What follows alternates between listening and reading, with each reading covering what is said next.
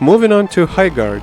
It looks like the disastrous launch is hitting Wildlight Entertainment like a freight train, as the studio recently laid off a significant portion of its staff just weeks after the game's launch.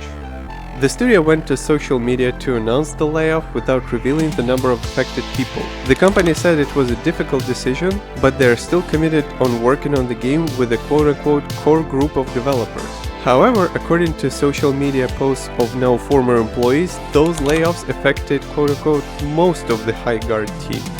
This announcement, along with the continuing decline of player count, at least according to Steam charts, is a pretty strong indicator that the days are numbered for Highguard, despite all the hype the game got after the reveal in 2025. With that, some outlets are already saying that this game failed so hard because it was free to play and that the model is not working anymore, but I personally highly disagree with that. And here's why.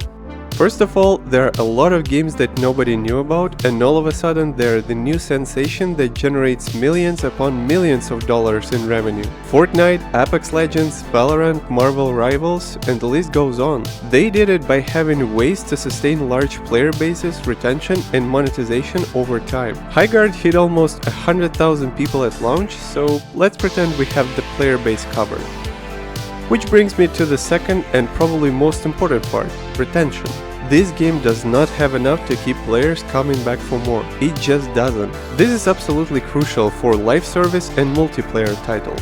And it can be because of a variety of factors. The gameplay combination is not great for the shooter lovers, the activities are not too deep to keep players engaged for a long time, and weak progression reward systems. To my knowledge, almost all of the above points were part of the early reviews.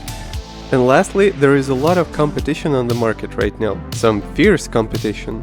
You have your battle royales like Fortnite, PUBG and Apex, you have your tactical shooters like Counter-Strike 2 and Siege, you have your hero shooters like Overwatch and Marvel Rivals, and of course you cannot forget about the rising stars in the extraction shooter genre. This game tried to blend a lot of these together to create something new.